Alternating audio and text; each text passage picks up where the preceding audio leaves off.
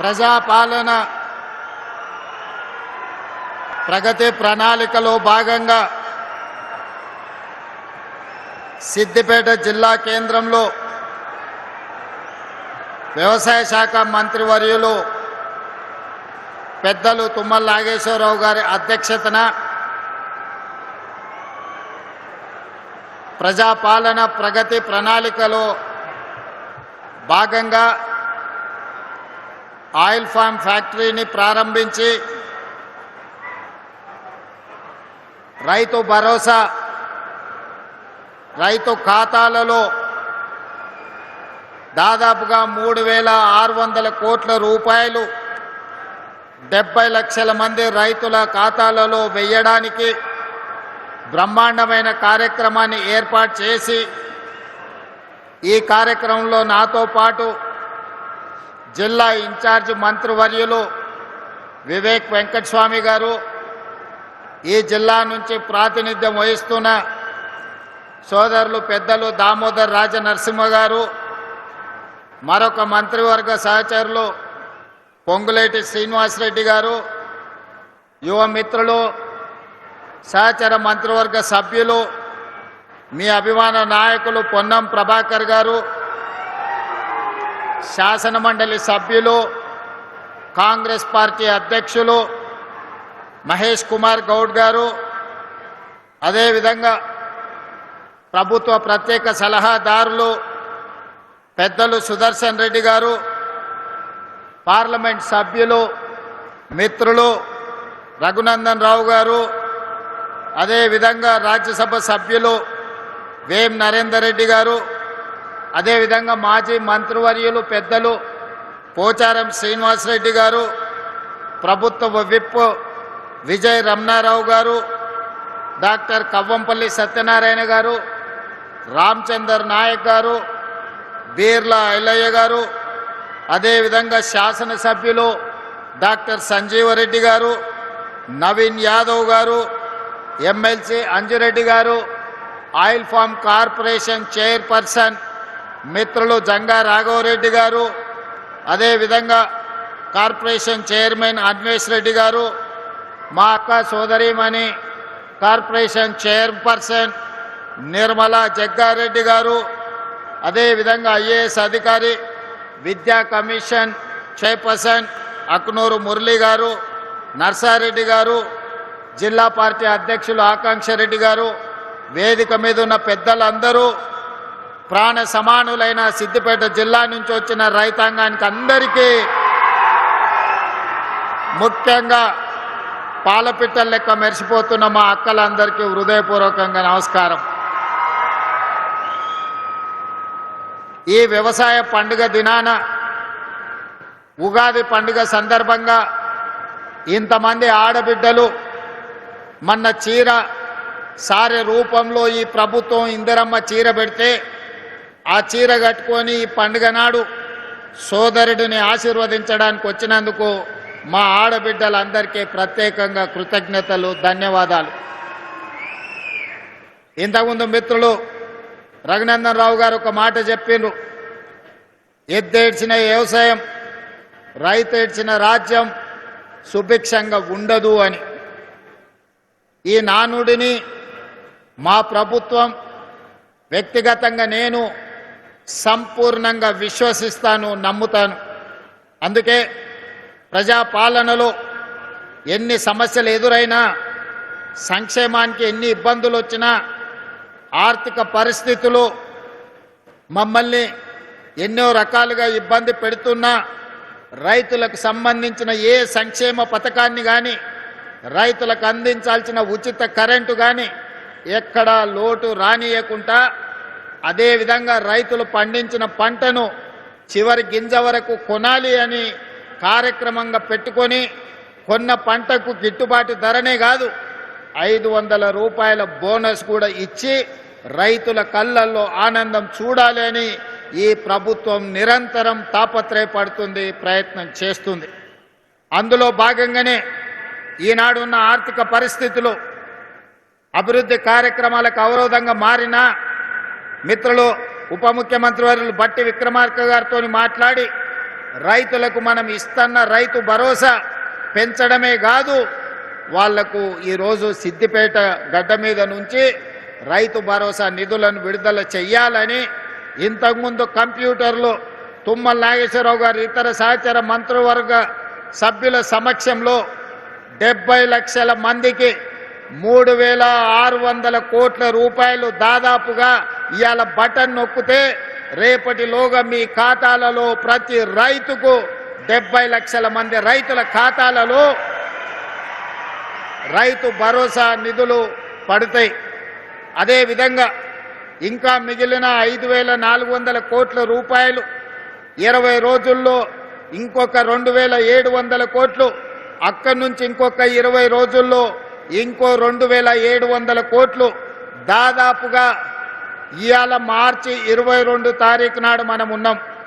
45 రోజుల్లో 9,000 కోట్ల రూపాయల రైతు భరోసా 70 లక్షల రైతుల ఖాతాలలో వేసి రైతుల కళ్ళల్లో ఆనందం చూడాలి.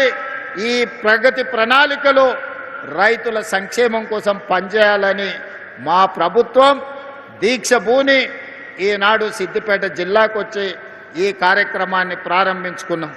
మిత్రులారా, నేను ఎక్కువ వివరాలు చెప్పదలుచుకోలేదు, కానీ కొన్ని వాస్తవాలను మీ ముందు ప్రస్తావించాల్సిన అవసరం ఉన్నది. 114 నెలలు చంద్రశేఖరరావు గారు పెద్దలు ముఖ్యమంత్రిగా పనిచేసిండ్రు. వారు పెట్టిన ఖర్చు సరాసరి రైతుల కోసం పెట్టిన ఖర్చు 2,533 కోట్లు ప్రతి నెల ఖర్చు పెడితే, ఈనాడు మాన ప్రభుత్వం వచ్చి 28 నెలలైతే ఈ 28 నెలలల్లా సరాసరి ప్రతి నెల 5,500 కోట్ల రూపాయలు ఈ రోజులో రైతు సంక్షేమం కోసం ఈరోజు మన ప్రభుత్వం ఖర్చు పెడుతున్నది. ఈనాడు రైతులకు ఇస్తున్న 24 గంటల ఉచిత కరెంటు కావచ్చు, రైతులకు అందిస్తున్న గిట్టుబాటు ధర కావచ్చు, రైతులు పండించిన సన్న వడ్లకు 500 రూపాయల బోనస్ కావచ్చు, రైతు రుణమాఫీ కావచ్చు, రైతు భరోసా కావచ్చు, రైతు బీమా కార్యక్రమాలు కావచ్చు. మీకు అకాల వర్షాలు వరదలు వస్తే ముఖ్యంగా కామారెడ్డి ప్రాంతంలో ఏ అకాల వర్షం వచ్చినా, ఏ వడగండ్ల వాన పడ్డా ముఖ్యంగా కామారెడ్డి ప్రాంతంలో రైతులకు కష్టాలు వస్తున్నాయి. ఇసుక మేటలు వేరినాయి. మొన్నటిసారి వచ్చిన తుఫాన్లో మీ జిల్లాలో చాలా దగ్గరలో చెరువులు తెగిపోతే ఈడ కాలువలు ఇసుక మేటలు పేరితే నేనే స్వయంగా వచ్చిన ఆ సందర్భంగా మిత్రుడు రఘునందన్ రావు గారు కూడా కొన్ని సమస్యల్ని మా దృష్టికి తీసుకురావడం జరిగింది. ప్రతి దగ్గర రైతుకు పంట నష్టం జరిగితే, అకాల వర్షాలు వచ్చినా, వరదలు వచ్చినా, వడగండ్ల వానబడ్డా రైతుకు ఎకరాకు 10,000 రూపాయల లాగా నష్ట పరిహారాన్ని అందించి ఈనాడు రైతులను ఆదుకుంటే ఈ 28 నెలల్లో దాదాపుగా 1,30,40,000 కోట్ల రూపాయలు కేవలం రైతుల కోసమే ఖర్చు పెట్టి, ఇది రైతు ప్రభుత్వం, రైతు రాజ్యం అని చెప్పి రైతును రాజును చెయ్యాలని ఈనాడు మన ప్రభుత్వం ప్రయత్నం చేస్తుంది. మీ ఆశీర్వాదం, మీ అండదండలు ఉండడంతో ఈనాడు ఈ కార్యక్రమాన్ని అద్భుతంగా ముందుకు తీసుకెళ్తున్నాం. అదేవిధంగా మిత్రులారా, ఇంతకుముందు తుమ్మల నాగేశ్వరరావు గారు ఒక మాట చెప్పిండ్రు. ఈరోజు కేవలం వరి, ఈరోజు రాష్ట్రము చిన్నదైనా భారతదేశంలో ఈ 2 సంవత్సరాలు ప్రతి పంట మొట్టమొదటి స్థానం భారతదేశంలో తెలంగాణ రాష్ట్రం ముందు నిలబడ్డది వరి పండించడంలో. పోయిన సంవత్సరం 2,58,00,000 మెట్రిక్ టన్నుల వరి ఉత్పత్తి చేసి దేశంలోనే నెంబర్ 1 రాష్ట్రంగా ఈనాడు తెలంగాణ రాష్ట్రం నిలబడ్డది. కానీ ఈనాడు మా రైతులను చైతన్యం కలిగిన నిజామాబాద్, అదేవిధంగా మెదక్ జిల్లా ప్రాంత రైతాంగాన్ని నేను ఈ వేదిక మీద నుంచి విజ్ఞప్తి చేయదలుచుకున్నా. ఒకనాడు ఈ ప్రాంతంలో నిజాం సర్కారు ఉన్నప్పుడే నిజాం చక్కెర కర్మాగారాన్ని కట్టడం జరిగింది.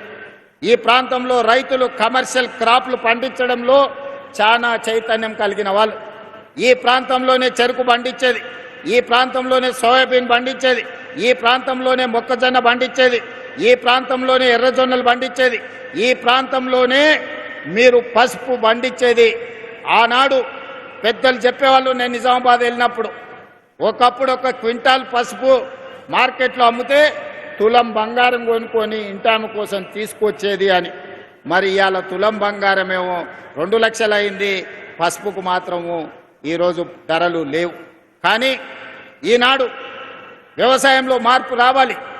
ఈరోజు పామాయిల్ ఫ్యాక్టరీని దాదాపుగా 750 కోట్ల రూపాయలతోని ఈనాడు కార్పొరేషన్ ఆధ్వర్యంలో ఈరోజు ప్రారంభించుకున్నాం. తుమ్మల నాగేశ్వరరావు గారు, రఘునందన్ రావు గారు చెప్పినట్టు తెలంగాణ రాష్ట్రంలో పామాయిల్ పంట ఈనాడు 3 లక్షల ఎకరాలకు చేరింది. 3 లక్షల ఎకరాలు కాదు, 10 లక్షల ఎకరాల పామాయిల్ పండించినా కొనడానికి ప్రభుత్వం సిద్ధంగా ఉంది. మీకు లాభసాటి వ్యవసాయంగా మారుతుంది. రైతును పంట మార్పిడిలోకి రావాల్సిందిగా నేను విజ్ఞప్తి చేస్తున్నా. ఇవాళ వేదిక మీద వరంగల్ రైతులు ఉన్నారు, రాజకీయ నాయకులు ఉన్నారు, ఖమ్మం జిల్లాకు సంబంధించిన వాళ్ళు ఉన్నారు, నల్గొండకు సంబంధించిన వాళ్ళు ఉన్నారు.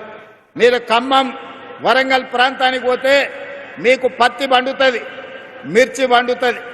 నల్గొండకు వస్తే వడ్లతో పాటు కొన్ని కందులు పండుతాయి.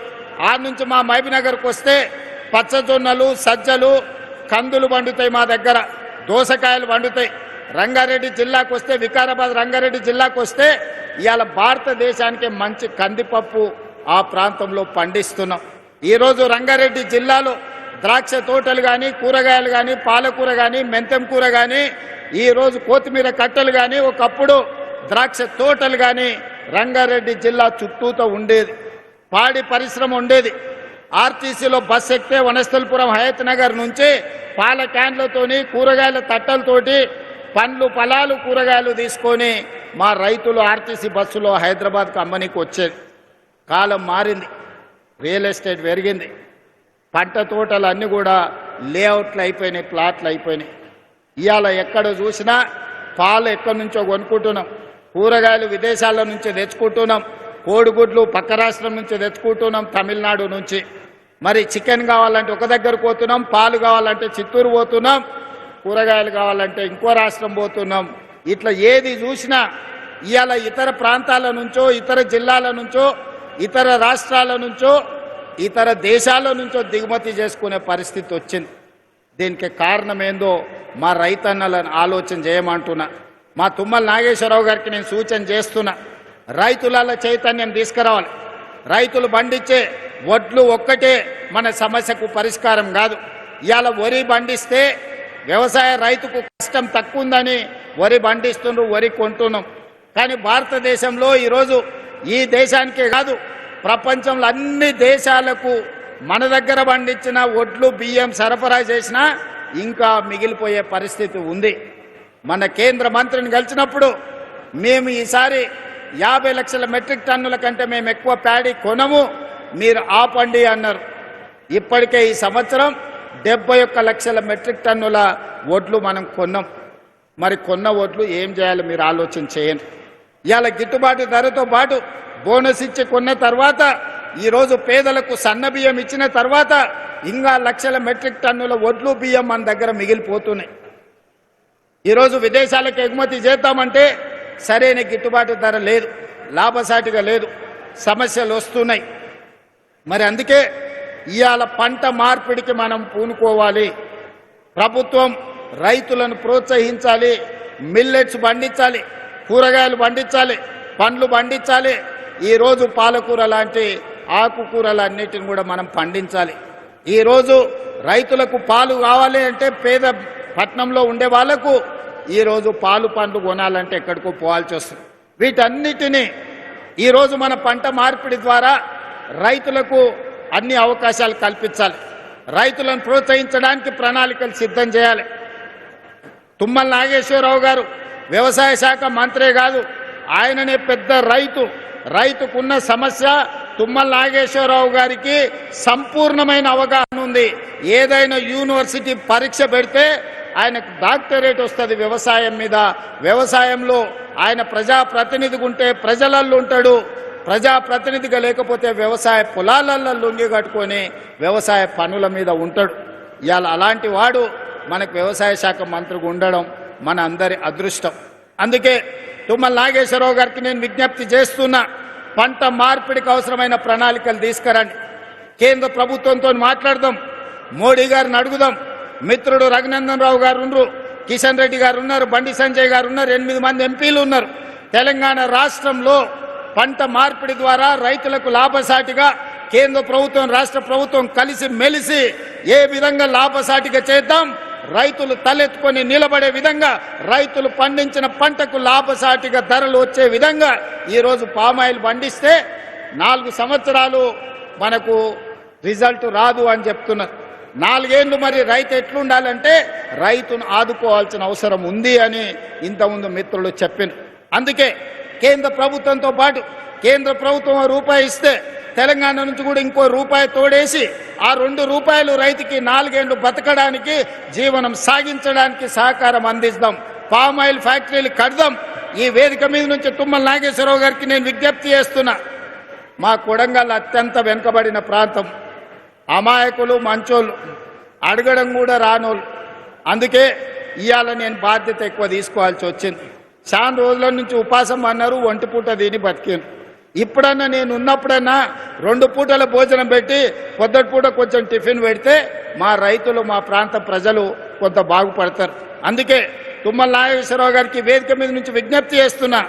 సిద్దిపేటలో కట్టిన ఈ ఫ్యాక్టరీ కొడంగల్ నియోజకవర్గంలో కూడా ఇట్లాంటిది ఒక ఫ్యాక్టరీ కట్టండి, మా రైతులకు ఉపయోగపడుతుంది.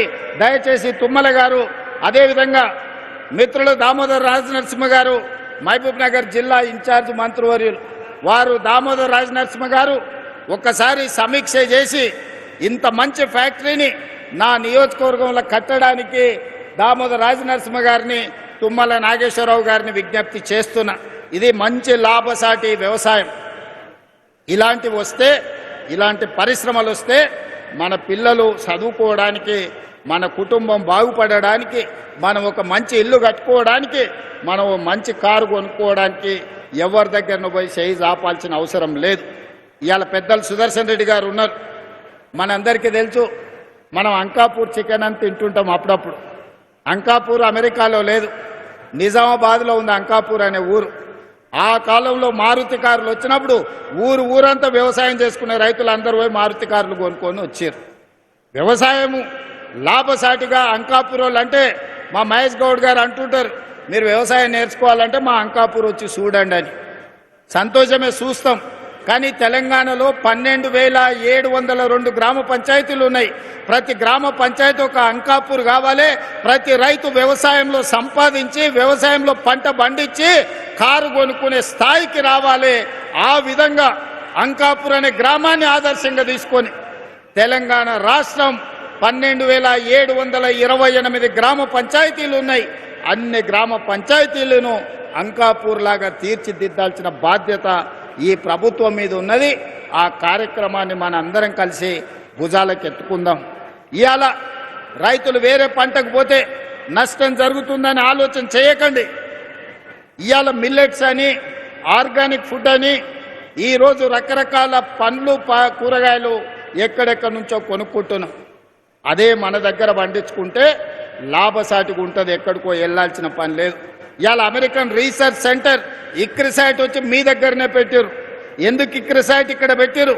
వ్యవసాయ పరిశోధన కేంద్రాన్ని అమెరికా ప్రభుత్వం హైదరాబాద్లో మెదక్ జిల్లాలో పెట్టిందంటే ఇక్కడ సారవంతమైన భూములు ఉన్నాయి. ఈ సారవంతమైన భూములు ఒక్కొక్క జిల్లా ఒక్కొక్క పంటకు ప్రతిదీ, ఒక్కొక్క జిల్లాలో, ఒక జిల్లాలో చెరుకు పండితే, ఒక జిల్లాలో పత్తి పండితే, ఒక జిల్లాలో మిర్చి పండితే, ఒక జిల్లాలో పసుపు పండితే, ఓ జిల్లాలో కందులు పండితే, ఓ జిల్లాలో ఎర్రజొన్నలు పండితే, ఓ జిల్లాలో ద్రాక్ష తోటలు పండుతాయి, ఓ జిల్లాలో టమాటాలు పండితే, ఇంకొక జిల్లాలో వంకాయలు పండుతాయి, దోసకాయలు పండుతాయి, బెండకాయలు పండుతాయి. తెలంగాణ సారవంతమైన భూమి. ఈ సారవంతమైన భూమికి పనిచేసే కష్టపడే రైతు అవసరం ఉంది. ఇవాళ ఫ్యాక్టరీలు, పెద్ద పెద్ద ఉద్యోగాలు, ఐటీ కొలువుల కంటే కూడా 2 ఎకరాల వ్యవసాయంలో అంతకంటే ఎక్కువ సంపాదించడానికి అవకాశం ఉన్నది. అందుకే ప్రభుత్వాలు కూడా వినూత్నంగా ఆలోచన చేయాలి. ప్రభుత్వాలు సాంకేతిక నైపుణ్యాన్ని రైతులకు అందుబాటులోకి తీసుకురావాలి, రైతులకు అవగాహన కల్పించాలి, రైతులకు ఇత్తనాలు ఇవ్వాలి, రైతులు పంట పండించడానికి అవకాశం ఇవ్వాలి. రైతు పండించిన పంటను ప్రభుత్వం అమ్మడానికి అవసరమైన కొనుగోలు కేంద్రాలను ఏర్పాటు చేయడమే కాకుండా అంతర్జాతీయ మార్కెట్లో మన రైతులు పండించిన పంటలు ఎగుమతి చేసుకోవడానికి ప్రభుత్వం బాధ్యత తీసుకొని ఎగుమతి చెయ్యాలి. దానికి సంబంధించి మన ప్రభుత్వం ప్రయత్నం చేస్తుంది. నాకు కావాల్సిందంతా వయసు ఉంది, ఓపిక ఉంది, అవగాహన ఉంది. తెలివంది అడిగి తెలుసుకుంటా. నాకు తెలుసని నేను గొప్పలకు ఓను. తెలివంది ఏమని ఉంటే తెలుసుకుంటా. నేను తెలుసుకున్నది మీతో పంచుకుంటా. నేను మీతో పంచుకున్నది మీరు పంట పండిస్తే తెలంగాణ అద్భుతమైన తెలంగాణ, బంగారు తెలంగాణ అంటే గిదే బంగారు తెలంగాణ. తెలంగాణలో పంటే ప్రతి పంట, ప్రతి గింజ బంగారు తెలంగాణలో భాగస్వాములను చేస్తుంది అని చెప్పి ఈనాడు మా రైతాంగం అందరూ కూడా కదిలి రావాలి. ముఖ్యంగా మా అన్నలు నగదు ఉంటే సాయంత్రం బెల్ట్ షాప్కి ఇచ్చొస్తారు. కానీ ఆ నగదు మా అక్కల దగ్గర ఉంటే ఇంటికి ఉపయోగపడుతుంది, పిల్లల చదువులకు ఉపయోగపడుతుంది, వ్యవసాయంలో ఎరువులు ఏమైనా కొనుక్కోవడానికి ఉపయోగపడుతుంది. అందుకే ఈనాడు మహిళల ప్రాతిపదికన ఇవాళ రేషన్ కార్డు ఇచ్చిన మహిళలకే, సన్నబియ్యం ఇచ్చిన మహిళలకే, ఇందిరమ్మ ఇల్లు ఇచ్చిన మహిళలకే, ఇందిరమ్మ ఇంట్లో 200 యూనిట్లు ఉచిత కరెంట్ ఇచ్చిన మా ఆడబిడ్డల కళ్ళల్లో వెలుగు చూడాలనేదే. ఇవాళ ఏ సంక్షేమ పథకం ఇచ్చినా ఈనాడు మహాలక్ష్మి ద్వారా ఆర్టీసీ బస్సుల్లో ఉచిత ప్రయాణం చేస్తున్నారని అంటున్నారు. అవును, మీ తమ్ముడు ఉన్నాడు కాబట్టే ఇవాళ 28 నెలల్లో ఎన్నడన్నా ఎవరన్నా ₹1 అడిగినరా? అక్క బస్సు ఎక్కి ఎవరన్నా రూపాయి అడిగిర్రా? ప్రారంభించినాడు మా ఎమ్మెల్యేమ్మ అడిగింది, యశస్విని రెడ్డి. మరి పైసలు అడిగితే ఎట్లా అని నేను చెప్పిన, ప్రతి ఆడబిడ్డను హ్యాండ్ బ్యాగ్లో మీ సోదరుడి ఫోటో పెట్టుకొని ఆ కండక్టర్కి నా టికెట్ పైసలు అడితే మా తమ్ముడు పట్నం వాళ్ళు ఉంటాడు, పోయి తెచ్చుకోపో అని చెప్పమని చెప్పిన. ఈ 2 ఏళ్ళల్లో మా అక్కలు చెప్పాలి, అంతకుముందు అమ్మగారి ఇంటికి పోవాలంటే ఇంటి ఆయనను అడగాల్సిన పరిస్థితి, అమ్మవారిని దర్శించుకోవాలంటే ఏం పోతావు లే అమ్మ అంటే బాధపడి ఇంట్లో ఉండేది. ఇవాళ అమ్మగారి ఇంటికి పోవాలన్నా, అమ్మవారిని దర్శించుకోవాలన్నా ఇంటి ఆయన బాయ్ కాడుకో ఇంటికి వచ్చే లోపల పోయి చూసి మళ్ళీ ఇంటికి వచ్చి రావచ్చు. మళ్ళీ ఎప్పటిలాగే ఈటీవీ మా టీవీ సీరియల్ చూడవచ్చు. అవునా? మరి ఇవాళ ఆర్టీసీ బస్సుల ఉచిత ప్రయాణానికి 9,000 కోట్ల రూపాయలు మన ప్రభుత్వం ఖర్చు పెట్టింది. ప్రతి నెల మా ఆడబిడ్డల బస్సు ఉచిత ప్రయాణానికి 350 కోట్ల రూపాయలు నెల నెల టంచన్గా ఆర్టీసీకి ఇచ్చి నష్టాలలో ఉండి ఆత్మహత్యలు చేసుకుంటున్న ఆర్టీసీ కార్మికులను 50,000 కుటుంబాలను ఇవాళ ఈ పథకం ద్వారా మనం ఆదుకోవడం జరిగింది. ఉచిత ప్రయాణమే కాదు, ఈనాడు 1000 బస్సులను కొని 1000 బస్సులకు మహిళా సంఘాలను ఈరోజు యజమానులను చేసి ఆర్టీసీకే కిరాయికి పెడితే మా పొన్నం ప్రభాకర్ గారు నెల నెల మా బిడ్డల ఆడబిడ్డలకు ఈరోజు ఆర్టీసీ బస్సు యజమానులను చేస్తే బరాబర్ కిరాయి పైసలు కట్టే పరిస్థితి వచ్చింది. ఇవాళ పెద్ద పెద్ద కంపెనీలు కాదు, ఈరోజు మా ఆడబిడ్డలే 1000 బస్సులకు యజమానులు అయ్యారు. ఉచిత ప్రయాణమే కాదు, బస్సులకు మా ఆడబిడ్డలు యజమానులు అయ్యారు. ఇవాళ మా ఆడబిడ్డల్ని పెట్రోల్ బంకులు పెట్టించిన స్వయం సహాయక సంఘాలకు ఈరోజు మా నారాయణపేటలో అదేవిధంగా ఇతర ప్రాంతాలలో ఇవాళ ఆడబిడ్డలకు పెట్రోల్ బంకులు ఇచ్చినాం, మీరు స్వయంగా నడుపుకోండి అని చెప్పినాం. ఇవాళ 67 లక్షల మంది ఆడబిడ్డలు స్వయం సహాయక సంఘాలలో సభ్యులుగా ఉన్నారు. అందుకే నేను ఒక మాట చెప్పిన, మా అధికారులకు ఆదేశాలు ఇచ్చిన 2034 సంవత్సరం లోపల 1 కోటి మంది సభ్యులను చెయ్యాలి, 1 కోటి మందిని కోటీశ్వరులను చేసే వరకు విశ్రమించేదే లేదు. ఆడబిడ్డల కోసం ఈ ప్రభుత్వం పని చేస్తుందని చెప్పినాం. మా అక్కలందరికీ నేను సూచన చేస్తున్నా, ఇవాళ మీరు 67 లక్షల మంది సభ్యులు ఉన్నారు, దీన్ని 1 కోటి మందిని చేసే బాధ్యత ప్రతి సంఘం సభ్యురాలు బాధ్యత. ముఖ్యంగా పట్టణాలలో తక్కువ చేరింది, పల్లెటూర్లలో 90% చేరింది, కానీ పట్నంలో తగ్గిరు. పట్నంలో కూడా సంఘం సభ్యులను పెంచండి.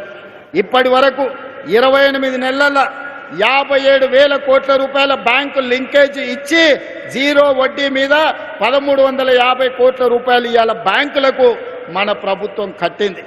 ఇవాళ మీరు ధైర్యంగా బ్యాంకుల లింకేజ్ తీసుకోండి, వ్యాపారాలు చేయండి, ఆర్థికంగా ఎదగండి, మీకు అండగా ఈ ప్రభుత్వం నిలబడుతుంది. ఒకనాడు సోలార్ విద్యుత్ అంటే తుమ్మల నాగేశ్వరరావు గారు, ఒకప్పుడు సోలార్ విద్యుత్ అంటే అదానీ అంబానీలే ఉండేది, కానీ ఇవాళ సోలార్ విద్యుత్ అంటే 1000 మెగావాట్లకి యజమానులు మా ఆడబిడ్డలు అయినరు. ఇవాళ అదానీ అంబానీతోని మా ఆడబిడ్డలు సోలార్ విద్యుత్ ఉత్పత్తి చేస్తే రాష్ట్ర ప్రభుత్వం కొనుగోలు చేస్తుంది. ఇవాళ మా ఆడబిడ్డలకు తెలియని వ్యాపారం లేదు, వ్యాపారంలో మెలకువలు లేవు. అందుకే హైటెక్ సిటీ పక్కన మైక్రోసాఫ్ట్, ఇన్ఫోసిస్ లాంటి ఐటీ కంపెనీలు ఉన్నాయన్నారు.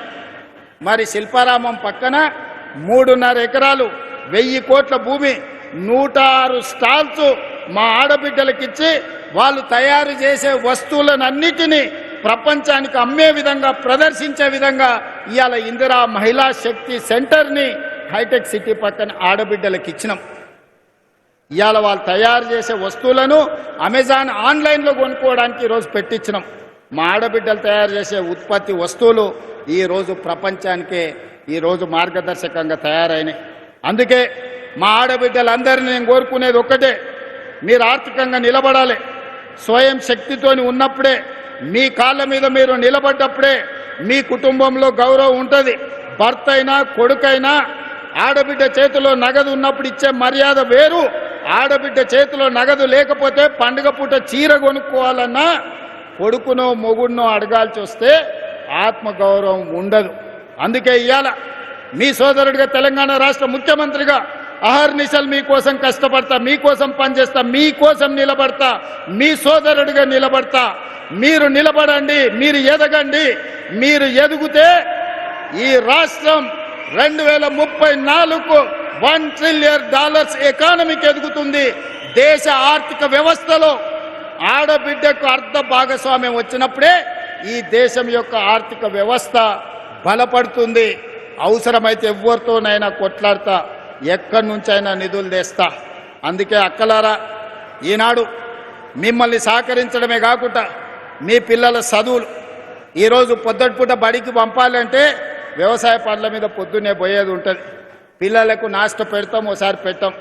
కాలే కడుపులతో పిల్లలు బడికి పోతే అర్ధాకలతో సార్ చెప్పేది అర్థం కాదు సగం. ఆ తర్వాత సగం పూట బడి నుంచే వాడు ఇంటికి వస్తాడు ఆకలితో. అందుకే అన్ని ఆలోచన చేసిన, ఇట్లా లాభం లేదు. మళ్ళీ నర్సరీ, ఎల్కేజీ, యూకేజీ ప్రైవేట్కి పోయి 1వ తరగతికి గవర్నమెంట్కి రావాలంటే అది భారం అయిపోతుంది. అందుకే ఈ సంవత్సరం నుంచి తెలంగాణ పబ్లిక్ స్కూల్ మా మురళి కమిషన్ చైర్పర్సన్ ఇచ్చిన సూచన మేరకు నర్సరీ నుంచే రాష్ట్ర ప్రభుత్వ ఆధ్వర్యంలో ఈరోజు పాఠశాలలను తెలంగాణ పబ్లిక్ స్కూళ్లను వచ్చే అకాడమిక్ ఇయర్లో ప్రారంభించుకుంటున్నాం. మంచి నాస్టా, మంచి లంచ్ అక్కడనే పెడుతున్నాం. ఒకరోజు పిల్లలకు పాలిస్తాం, 2వ రోజు రాగి జావ ఇస్తాం. వారం రోజుల్లో ఆదివారం సెలవు అయితే ఆ రోజుల్లో 3 రోజులు ప్రతిరోజు పాలిస్తాం పిల్లలకు. 2వ రోజు రాగి జావ ఇస్తాం. మంచి నాష్ట పెడతాం, మంచి భోజనం పెడతాం. ప్రభుత్వ పాఠశాలల్లో అన్ని వసతులు ఏర్పాటు చేస్తాం. అందుకే ప్రైవేట్ స్కూళ్ళకు పోవాలనే మోజుకు పోకండి. మీరు సంపాదించినంత ఫీజుల రూపంలో నష్టం కాకండి. ప్రభుత్వ పాఠశాలలు ప్రైవేట్ కంటే మంచిగా చేపిస్తాం. ఇవాళ ప్రైవేట్ స్కూళ్ళల్లో చదువుకున్న వాళ్ళకంటే గవర్నమెంట్ స్కూళ్ళల్లో టీచర్లు అత్యధికంగా చదువుకున్న వాళ్ళు ఉన్నారు. ఇవాళ మన పిల్లల్ని బడికి తోలితే బ్రహ్మాండమైన చదువు చెప్పడానికి టీచర్లు సిద్ధంగా ఉన్నారు. 1,00,000కు పైగా టీచర్లు ఉన్నారు. 18,000 పైన స్కూళ్ళు ఉన్నాయి. వీటన్నిటిని ప్రక్షాళన చేసే బాధ్యత నేను తీసుకుంటా. అందుకే విద్యాశాఖ ఈరోజు నా దగ్గర పెట్టుకున్నా, వైద్య శాఖ దామన్న దగ్గర పెట్టిన, సాంకేతిక శిక్షణ శాఖ వివేక్ గారి దగ్గర ఉన్నది.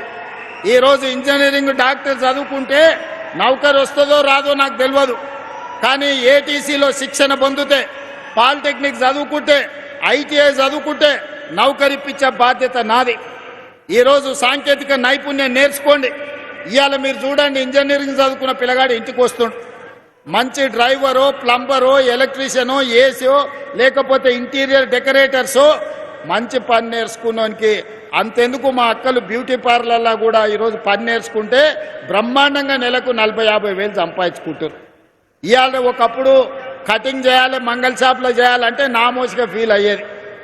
మంగళంలో వృత్తి మనం చేస్తామని. ఇవాళ జూబ్లీస్, బంజారాలో చూస్తే పెద్ద పెద్ద రెడ్లు, పెద్ద పెద్ద కమ్మోళ్ళు, తుమ్మల నాగేశ్వరరావు గారు చుట్టాలు, మా చుట్టాలు అందరూ కూడా బ్యూటీ పార్లర్లు పెట్టుకొని పెద్ద పెద్ద మంగళ షాపులు నడుపుతున్నారు. కాలం మారింది. కాలం మారింది కాబట్టి పని నేర్చుకోవాలి. ఒకప్పుడు చెప్పులు కుట్టడం నామోసి, ఈరోజు లెదర్ టెక్నాలజీలో ఫ్యాషన్ డిజైన్స్ వచ్చినాయి. ఒకప్పుడు ఊర్లలో టైలరింగ్ చేయాలంటే ఎవరు టైలర్ చేస్తాడా అనేటోళ్ళు, బతకలేనోడు టైలరింగ్ చేస్తాడని. ఇవాళ ఫ్యాషన్ డిజైన్స్ అని పెళ్ళి అయితే మన అదేంది లగ్గపత్రిక రాసుకొని పోతే వాడు 10 లక్షలు తీసుకుంటుంది ఒక డ్రెస్సుకు. ఎందుకు వస్తున్నాయి? పని నేర్చుకుంటూ వస్తున్నాయి.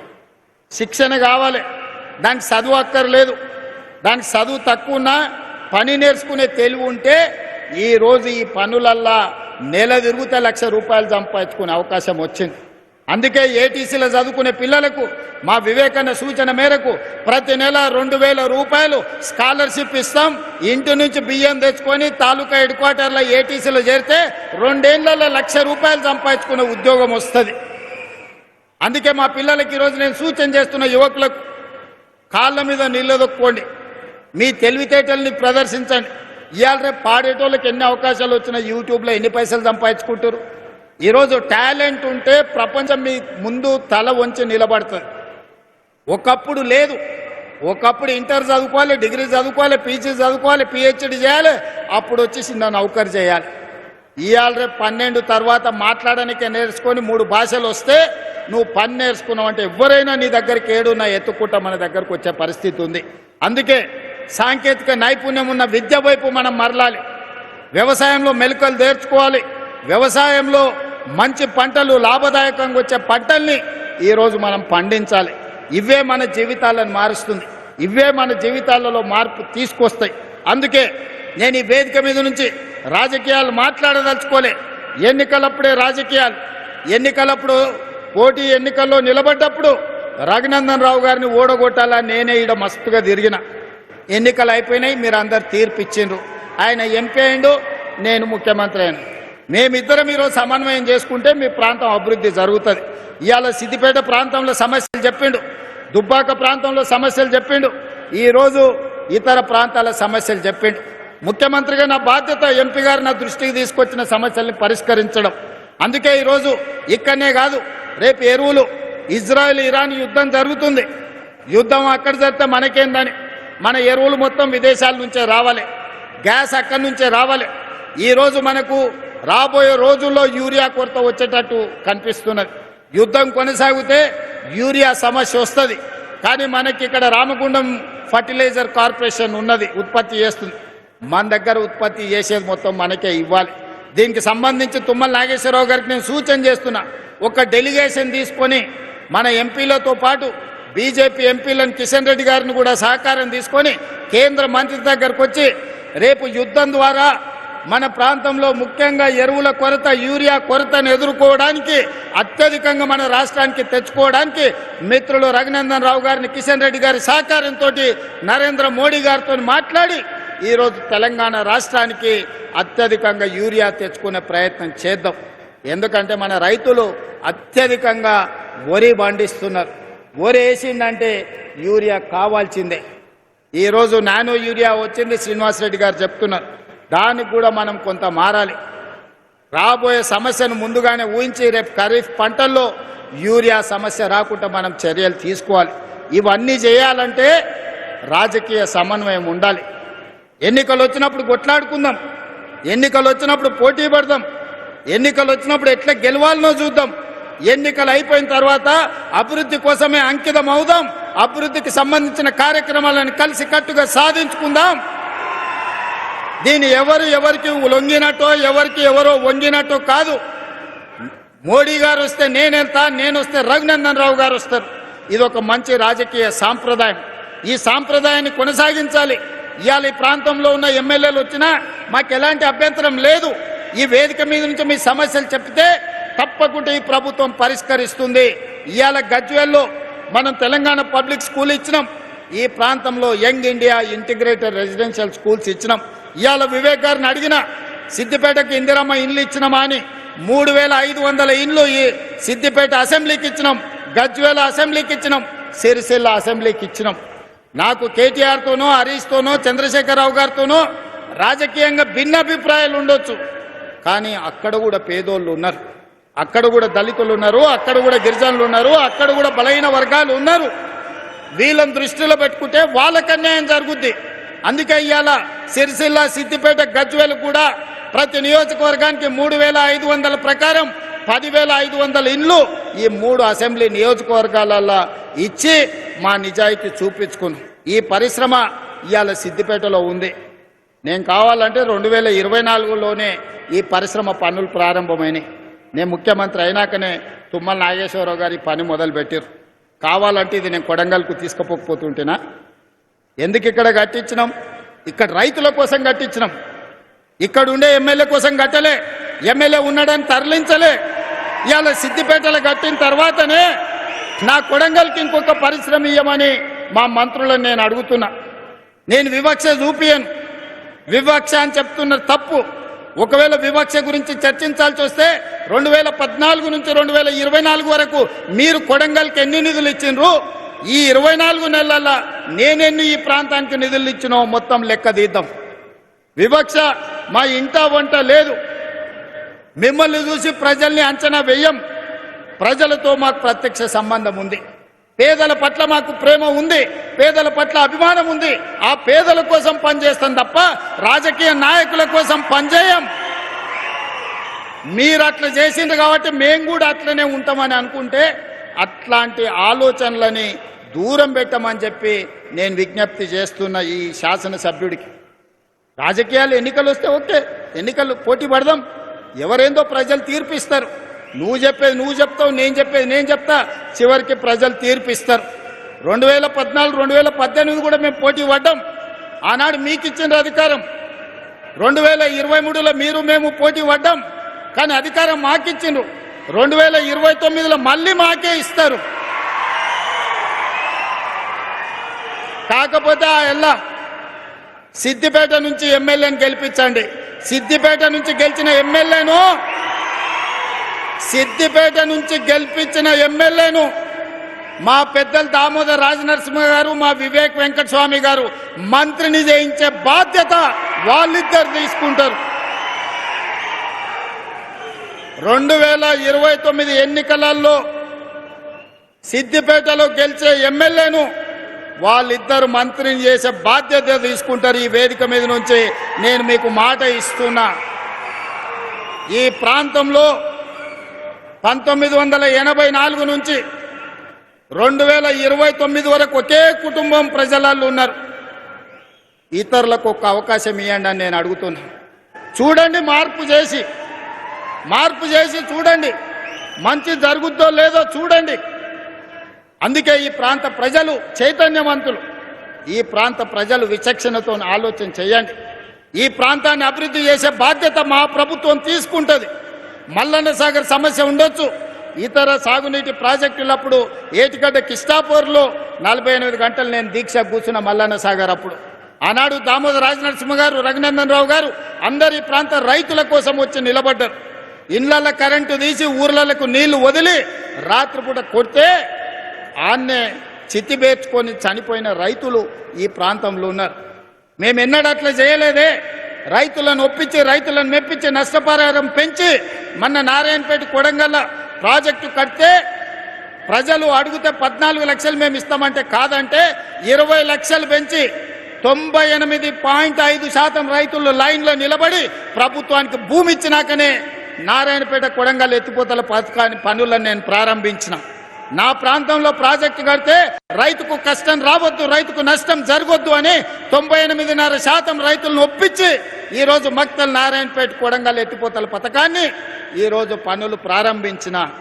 మరి అదే ఏటిగడ్డ కిష్టాపూర్ కానీ, రంగనాయక సాగర్ కానీ, లేకపోతే కొండ పోచమ్మ కట్టినప్పుడు రైతుల పట్ల మీరు వ్యవహరించిన తీరు ప్రజలు చూడలేదనుకుంటున్నారా? ఈరోజు మూసీలో పేదల మీద మీ ముసలి కన్నీరును ప్రజలు అర్థం చేసుకుంటలేరని మీరు అనుకుంటున్నారా? రాజకీయాల కోసం మాట్లాడాలి, ప్రజల మేలు కోసం మాట్లాడాలి, కానీ ఏమీ జరగొద్దు, అడ్డుకోవాలి, వీళ్ళు ఏమి చెయ్యొద్దు, వీళ్ళనేమి చెయ్యనియొద్దు అంటే ఇది ప్రజల పట్ల పగతో వ్యవహరించినట్టే. ప్రతిపక్షం బాధ్యత అది కాదు. ప్రతిపక్షం బాధ్యత ప్రభుత్వానికి సూచన చేయాలి, ప్రభుత్వంతో ప్రశ్నించాలి, అవసరమైతే ప్రభుత్వంతో కొట్లాడి పేదలకు ఏ విధంగా మేలు చేయాలనో ప్రయత్నం చేయాలి తప్ప మేము అడ్డుకుంటాం, మేము అడ్డం పండుకుంటాం, నేను నిన్ను ముందుకే పోనీ అని అంటే ఎట్లా మీరు ఒక్కసారి చెప్పండి. పోనీ అని అంటే మీ సోదరుడు ఊరుకుంటాడా? మీకు తెలియదా? అడ్డం పండుకుంటే ఆగుతామా? ఈడు ఉన్నోళ్ళని అడుగుతున్నా. ఒకవేళ అడ్డం పండుకుంటే ఆగుతామా? 20 నాడు అడ్డం పండుకున్నారు కదా, అడ్డం పండుకుంటే దాటుకొని రాలేదా? ఇవాళ ముఖ్యమంత్రి అయి సిద్దిపేటకు రాలేదా? వస్తాం కదా. మీరు అండగుంటేదో పెద్ద సమస్యనా? ఇవాళ కూడా నేను చెప్తున్నా, మళ్ళా 29లో వస్తాం, సిద్దిపేటలో సమావేశం పెడతాం, సిద్దిపేట నుంచి గెలిచినోని మంత్రిని చేసి ఈ ప్రాంత అభివృద్ధికి అవసరమైన నిధులు ఇస్తాం. ఆ నిధులలో మా బాట మేం తెచ్చుకుంటాం. మోడీ గారిని అడిగేది ఉంటే మోడీ గారిని అడుగుతాం. అదృష్టం బాగుండి రఘునందన్ రావు గారు పెద్ద పొజిషన్లు ఉంటే ఆయన సహకారం కూడా తీసుకుంటాం. ఎన్నికలు వచ్చినప్పుడు చేసే పని ఎన్నికలప్పుడు చేస్తాం. ఓడగొట్టాల్సిన పని ఓడగొట్టేటందుకు చేస్తాం. ఒకవేళ మీరు అభిమానించి గెలిపిస్తే పెద్ద కుర్చీ వస్తే మన రాష్ట్రానికి నిధులు తెస్తాం. నాకెందుకే సిగ్గు బేసిజము? నేను రైతు పిల్లగాని ఊరు నుంచి వచ్చిన, కష్టపడి వచ్చిన, వ్యవసాయం అంటే తెలుసు. ఏ చెట్టుకి ఏ పురుగు పడుతుంది, ఏ పురుగు పడితే ఏ మందు కొట్టాలనో తెలిసినోని. తెలియకుండానే ఇంత దూరం వచ్చినా. ఏ చెట్టుకి ఏ పురుగు పట్టినా పురుగును వదిలిచ్చే తెలివితేటలు మీరిచ్చిండ్రు, దేవుడు ఆశీర్వదించిండ్రు. ఏ దానికి కూడా ఎవరు వెనక ముందు ఆలోచన చెయ్యకండి. ఈ ప్రాంతాన్ని అభివృద్ధి చేసుకుందాం. మా అధికారులకు సూచన చేస్తున్నా, సిద్దిపేటను ఏ మాత్రం వివక్ష వహించకండి, చూడకండి. సిద్దిపేట ప్రాంతానికి అభివృద్ధి నిధులు ఇవ్వండి. మిగతా నియోజకవర్గాలను ఏ విధంగా చూసుకుంటున్నామో సిద్దిపేట పట్ల ఎలాంటి వివక్ష చూపించాల్సిన అవసరం లేదు. ఇది తెలంగాణలో ఉన్న శాసనసభ నియోజకవర్గం. 119 శాసనసభ నియోజకవర్గాలను సమాన దృష్టితో చూస్తాం. మాలాకటి వెనకబడ్డోళ్ళము, ఆకలైనోళ్ళము, ఒంటిపూట తిన్నోళ్ళము, ఓ బుక్ ఎక్కువ తింటే మీరు కూడా అయ్యే ఇన్ని రోజులు ఉపాసం పడినండి ఇప్పుడు ఓ బుక్క తింటుండని మీరు కూడా జర్ర చూసి చూడనట్టు ఉండరు. ఎందుకంటే మేము జొన్న రొట్టెలు కందిపప్పు తిని బతికినోళ్ళం. ఇప్పుడే జర తెల్లపువ్వ తిని చికెన్ మటన్ తినే కాడికి వచ్చిన జర ఆకలి ఉంటుంది. కొడంగల్కు నిధులు ఇస్తున్నా అంటే మరి నేను ముఖ్యమంత్రి అయినా అడగరా? ఊరికి పోతే అడగరా? ఏం తెస్తావు అన్నా, నిన్ను ముఖ్యమంత్రిని చేస్తే మరి ఏమైనా తెచ్చినావంటే నేను ఏమైనా చెప్పాలి కదా. పిల్లగాడు దుబాయ్ పోతాడు పని చేయనికి, అమ్మనాయనం చూడడానికి వస్తే ఏమన్నా బట్టలు అన్నదమ్ములకు బట్టలు అద్దాలు తెచ్చిండు అని చూడరా? చూడరా మీరు అందరూ? గట్లనే మరి పిల్లగాడు ఉపయోగపడి బయటకు పోయి ఎదిగిండు అని అంటే ఆడ నుంచి ఏదన్నా ఆశిస్తారు. ఏమన్నా చేసినా కానీ మీకు అన్యాయం చెయ్యను. మనందరం కలిసి బాగా పనిచేసుకుందాం. మీరందరూ అండగా నిలబడండి. ఈరోజు రైతు భరోసాలో భాగంగా దాదాపుగా 3,600 కోట్ల రూపాయలు మీ ఖాతాలో వేసినాం. మిగతా పైసలు కూడా 45 రోజుల్లో మీ ఖాతాలో పడతాయి. పోయినసారి మన దగ్గర నగదు ఉండే 9 రోజుల్లోనే 9,000 కోట్ల రూపాయలు రైతు భరోసా నిధులను మీ ఆయల్లో మీ ఖాతాలో వేసినాం. మీ అకౌంట్లో ఒక్కసారి చూసుకోండి. మొదలుపెట్టి చివరికి 9 రోజుల్లో 9,000 కోట్ల రూపాయలు ఆయల్లో వేసినాం. ఆయల్లో ఉన్నాయి కాబట్టి మీకే వడ్డిచ్చినాం. ఇవాళ కొంచెం వెనుక ముందుంది కాబట్టి 45 రోజుల్లో 9,000 కోట్ల రూపాయలు రైతుల ఖాతాలో వేసి రైతును రాజును చేసే బాధ్యత నాది, మా ప్రభుత్వాన్ని. మీరు ఆశీర్వదించండి, అండగా నిలబడండి. అభివృద్ధి పదం వైపు తెలంగాణ రాష్ట్రాన్ని నడిపించుకుందామని తెలియజేస్తూ మీ అందరి దగ్గర సెలవు తీసుకుంటున్నా. ధన్యవాదాలు మిత్రులారా.